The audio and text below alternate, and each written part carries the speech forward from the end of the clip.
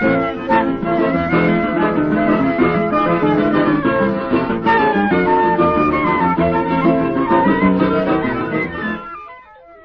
a todos, bem-vindos de volta ao ciclo de capacitação voltado para a legislação do projeto Abre-te Código, que é um projeto do Goethe Institute no Brasil, pela Diretoria de Informação da América do Sul, vinculado ao Coding da Vinci, um programa do Ministério da Cultura do governo alemão.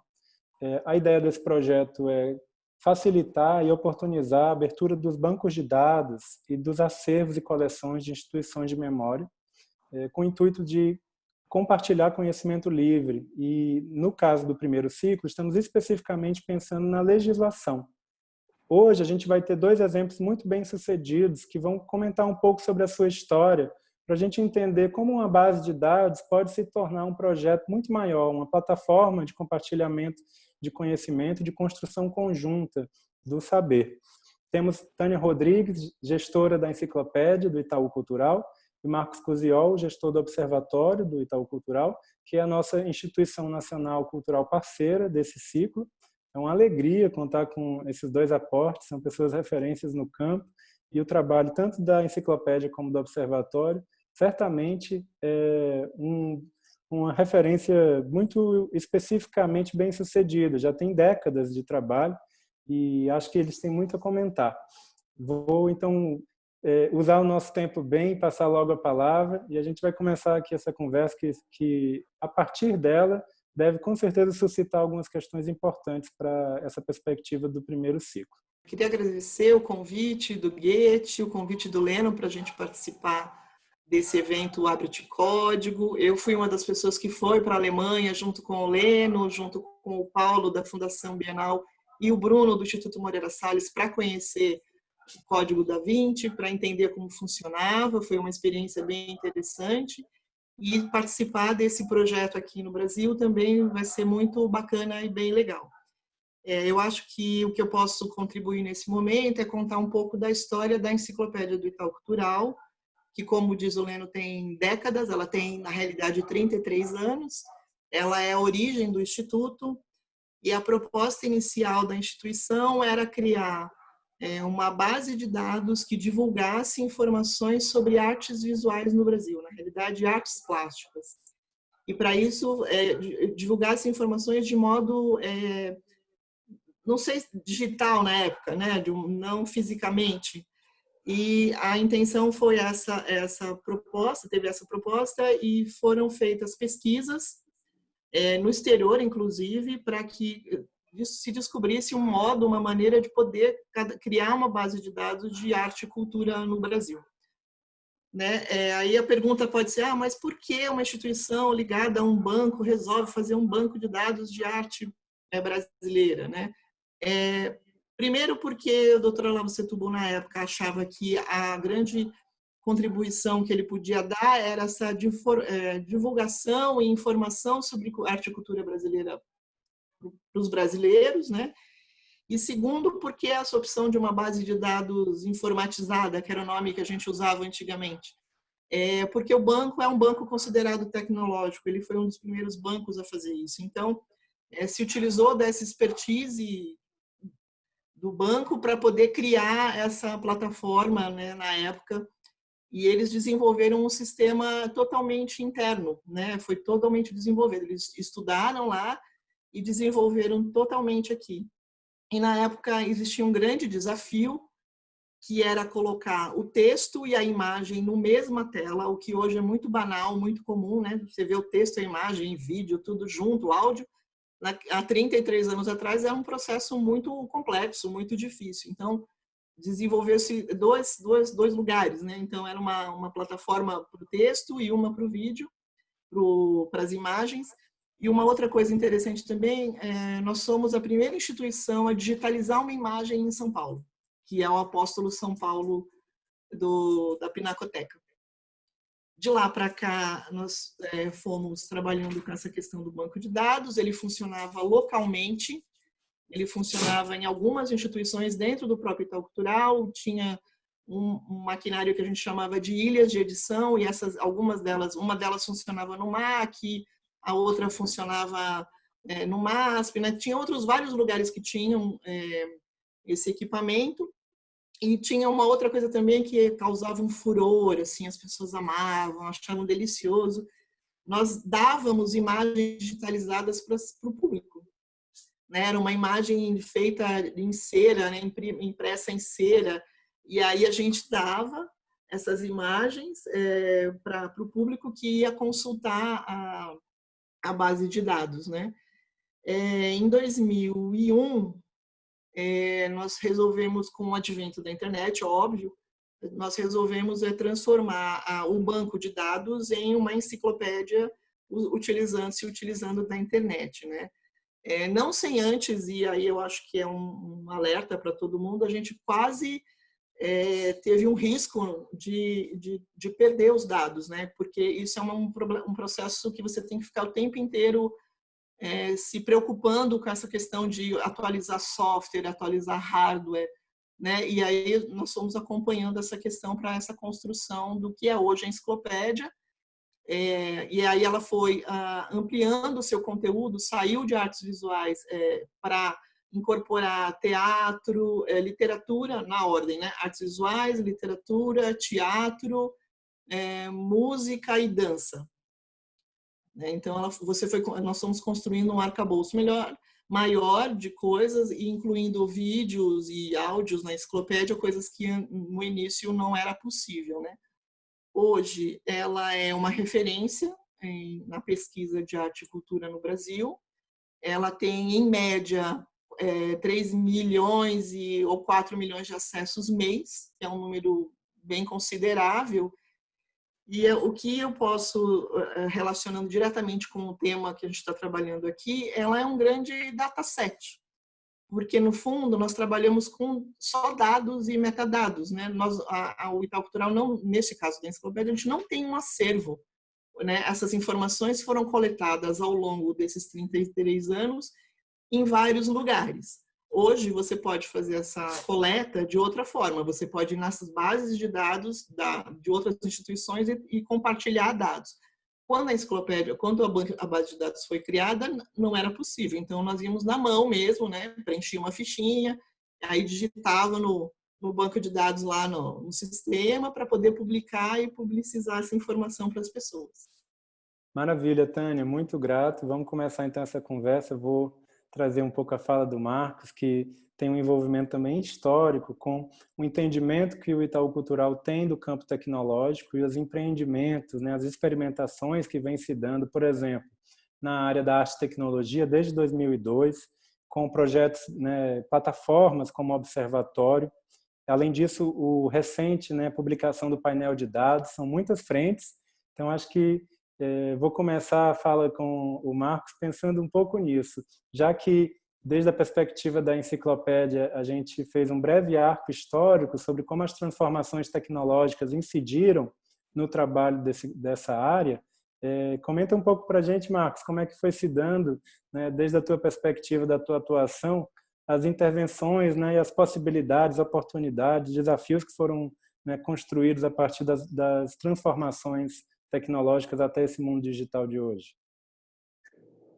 Obrigado, Leno. Eu começo agradecendo, né, o convite do Goethe, seu, Leno, e queria falar, talvez em linhas gerais, a minha história ali no Itaú Cultural começou basicamente no ano em que a enciclopédia, né, a base de dados informatizados estava migrando para a internet. Depois a gente pode até falar um pouquinho mais do que isso, porque não é, hoje parece óbvio, né? Naquela época, 2000, 2001, não era algo tão óbvio assim.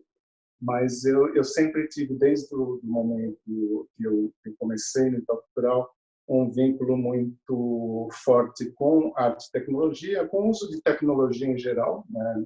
Desde base de dados, as mais diversas, até o uso, até a poética que usa de novas tecnologias, porque também é algo às vezes difícil de identificar, né? A gente às vezes vê mais a tecnologia do que a poética num trabalho desse.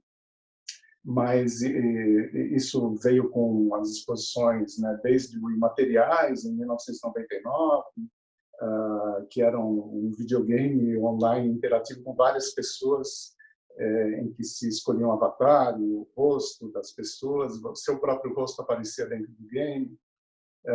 O Emoção Artificial, a partir de 2002, eu já falei da Enciclopédia, que foi em 2000, e teve uma série de exposições de emoção artificial. E nesse meio tempo, toda a parte de infraestrutura, de tecnologia, de softwares, de sistemas de digital cultural. E em 2011, 2012, com o Observatório. Né? O Observatório Digital Cultural é uma área que tem 3 linhas básicas. Tem a linha de formação. Falamos sobre cultura, sobre gestão e políticas culturais. Tem uma linha de formação, nesse caso, um curso de especialização em conjunto com a Universidade de Girona, na Espanha, que já está na sua 11ª turma, então são 11 anos aí de curso. Temos as publicações, as revistas do Observatório, a coleção de livros do Observatório, todos, né, girando em torno da cultura, da gestão, das políticas do mercado cultural. E outras ações também de formação que são menos acadêmicas, mais curtas, que eu quero dizer com isso, as semanas de gestão e por aí vai. Ultimamente, o nosso trabalho principal foi sobre o painel de dados da cultura. O painel de dados da cultura, ele não é especificamente uma base de dados no sentido tradicional. Ele aproveita dados de outras instituições, dados publicados por outras instituições, e faz uma consolidação desses dados. Acontece que isso na cultura é algo absolutamente raro, né? Você tentar consolidar dados de instituições diferentes com uma perspectiva sobre o que seria intensidade criativa. É um conceito que vai muito além de falar de cultura ou de economia criativa. Ele diz que em cada tipo de profissão, qual é a intensidade criativa daquela profissão. Então, a gente pode ter pessoas criativas, é o normal, dentro de instituições culturais, mas temos também pessoas que não têm tanta intensidade criativa. É um conceito criado e que serve para medir isso. E, por outro lado, numa indústria, por exemplo, automobilística, você pode ter pessoas altamente criativas, né? Funções altamente criativas, design, uma série de outras questões. Então, o painel de dados da cultura, ele busca essas informações em várias bases de dados diferentes, consolida essas informações e permite que o pesquisador tenha um perfil de como está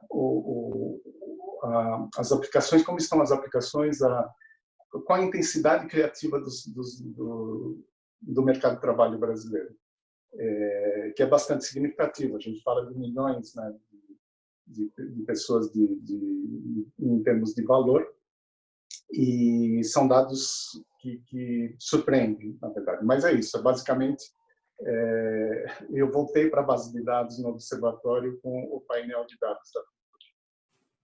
Muito importante esse trabalho do Instituto, a compreensão, né, que embasa esses processos de construção de formas de trabalho com dados abertos, com informação livre, pensando não só as bases de dados internas do Instituto como dados acessíveis ao público, mas também um trabalho expandido, né, aos dados da sociedade.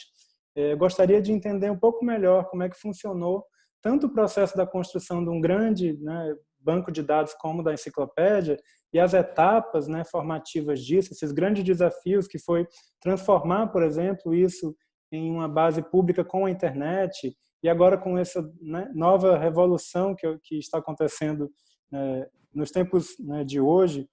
Como que vocês estão vendo esse histórico? Quais foram os pontos que vocês consideram interessantes de compartilhar? Conta um pouco para a gente como é que foi, de fato, estar desde dentro pensando essas políticas de conhecimento aberto. Então, Leno, o processo de produção dessa base de dados, desde o início, ele sempre foi colaborativo, apesar das pessoas não perceberem isso tão visivelmente. No início, você tinha um grupo de pesquisadores, né, a grande maioria historiadores, que foram contratados para fazer esse primeiro levantamento sobre a questão das artes plásticas, os dados das artes plásticas. Esse material, toda essa informação foi retirada de documento público, né, em bibliotecas, em instituições, em acervos, né? Então, são todos dados públicos que a gente trabalhou. E o que a gente fez foi colocar toda essa informação ao longo desses 33 anos numa base de dados que ordenou do jeito que nós achávamos adequado. A gente não seguiu o padrão de nenhuma das instituições que a gente retirou. A gente tentou seguir um padrão meio universal, mas assim, o que a gente entendia de como a gente queria divulgar essa informação, né? E isso é um processo que continua até hoje, né? Essa coleta de informação é feita por pesquisadores externos que nos ajudam a colocar essas informações dentro da base de dados. E uma coisa importante também ressaltar é que nós optamos em construir a base de dados. A gente não comprou nenhum software que a gente chama de software proprietário, né? A gente resolveu desenvolver desde o início, desde o primeiro banco de dados, que foi o que eu disse anteriormente, de ter um grupo de analistas que foram no mundo pesquisar softwares possíveis e construir a sua própria base de dados. Na verdade, não foi nenhuma questão de um preciosismo, né, querer fazer o software internamente. Foi necessidade mesmo, não se encontravam sistemas que pudessem trabalhar com base de dados no mercado daquela maneira.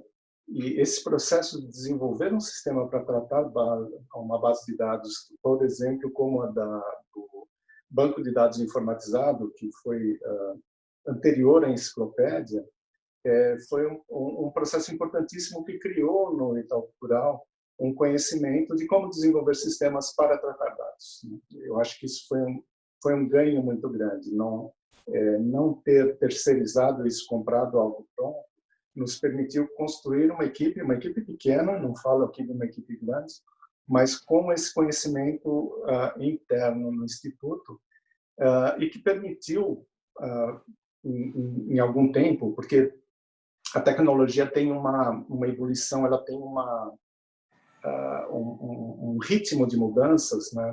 Nós sabemos disso, mas nós nem sempre pensamos sobre isso. A verdade é que o banco de dados informatizado lançado em 1987, ele alguns anos depois estava praticamente obsoleto. Não o banco de dados, mas os sistemas e o hardware que eram usados para mostrar essas bases, né? Computadores em 87, como a Tânia comentou, não tinham placa gráfica, né? Ou a placa gráfica tinha uma qualidade extremamente baixa. Então, era necessário uma placa específica, uma placa targa, para mostrar imagens das obras, por exemplo. Meados de 90, final dos anos 90, isso mudou completamente. Os computadores começaram a ter uma capacidade gráfica muito superior e, ao mesmo tempo, os fabricantes daquelas placas lá do final dos anos 80 já não fabricavam mais, né? Já não existia mais o hardware. E foi daí que veio o processo de transferir essa base de dados para a internet, para a web. E vejam, isso hoje parece extremamente óbvio, né? Puxa, por que não põe na internet? Mas a gente precisa lembrar que no final dos anos 90, muito pouca gente no Brasil acessava a internet. Era 3 a 5% entre 99 e 2000, pelo que eu me lembro das pesquisas naquela época.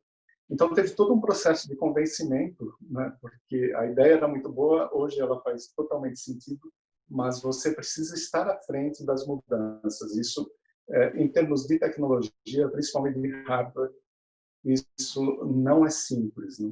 Então, trabalhar com essa visão que deve reconhecer a tecnologia, as especificidades dos sistemas, dos softwares usados, e que deve conhecê-las com profundidade, isso é importantíssimo para que você dê um passo além, para que você perceba as alterações que estão para vir nos próximos anos. E esse é um ponto de vista do Instituto Itaú Cultural que eu acho fundamental para tudo o que aconteceu nesse período, né? Perceber, por exemplo, quando a gente fala do painel de dados, O painel de dados usa, como a Tânia lembrou, né, dados públicos, não tem nenhum dado de uma base restrita ali, são todos dados públicos, e ele consolida esses dados e mostra isso num formato que, para o pesquisador, é um formato que faz sentido. Mesmo esse trabalho de buscar dados, consolidá-los e mostrar esses dados em forma de gráficos, de tabelas, isso tudo sempre tem que prever as atualizações que acontecem tanto nos dados, os dados são atualizados de tempos em tempos, quanto nos métodos de visualização e nos softwares disponíveis para mostrar esses dados. Então, essa capacidade de compreender essa linguagem, né, essa capacidade de desenvolvedores, num número muito pequeno, mas que seja interna à instituição, é algo que faz muita diferença no campo cultural, ou tem feito nesse tempo todo. É muito importante essa compreensão, eu agradeço muito pelo posicionamento dessa perspectiva, né, do entendimento de que legislação e tecnologia é um binômio que pode e deve evoluir juntos dentro das instituições culturais, que não somente entender os dados abertos como uma oportunidade de gerar conexões, de estabelecer diálogos, de construir contextos, né, entre a instituição e seu acervo e os diversos públicos que podem, né, construir conjuntamente, né, descobrir e implementar aprofundamentos, né, dessa informação. Isso tudo é o viés do nosso projeto. Então, eu fico muito satisfeito de entender que esse norteamento não somente levou o Instituto Itaú Cultural a tornar-se uma instituição mais permeável, né, mais porosa, bem como que a tecnologia também evoluiu a partir desse entendimento, que os desdobramentos em relação às técnicas vieram exatamente a partir das possibilidades que foram descobertas, né, ao abrir o conhecimento, ao lidar com o conhecimento de uma perspectiva abrangente. Então, eu queria pedir para vocês comentarem um pouco mais sobre isso, como é que vocês veem a questão de trabalhar os bancos de dados de maneira a torná-los acessíveis. É possível? Como fazer? Por onde vocês acham que isso vai? É por aí que a tecnologia vai responder às instituições culturais? Leno, eu fico pensando, diante de todo o trabalho que nós temos ao longo desses anos, lá dentro do lado do Itaú Cultural, que é uma combinação de várias coisas, né? Então, a informação que você tem que coletar para poder divulgar, eu acho que o grande produto disso é a divulgação dessa informação, que geralmente fica restrita ou à própria instituição, ou, né, que pode ser o museu, pode ser a universidade, pode ser, né, a casa do artista, não sei. Então, eu acho que o grande lance para nós do Instituto é a divulgação, é a tornar mais visível esse material, o que ajuda a reforçar a importância dessas próprias instituições, né, de que elas têm dados preciosos, que eles precisam ser compartilhados.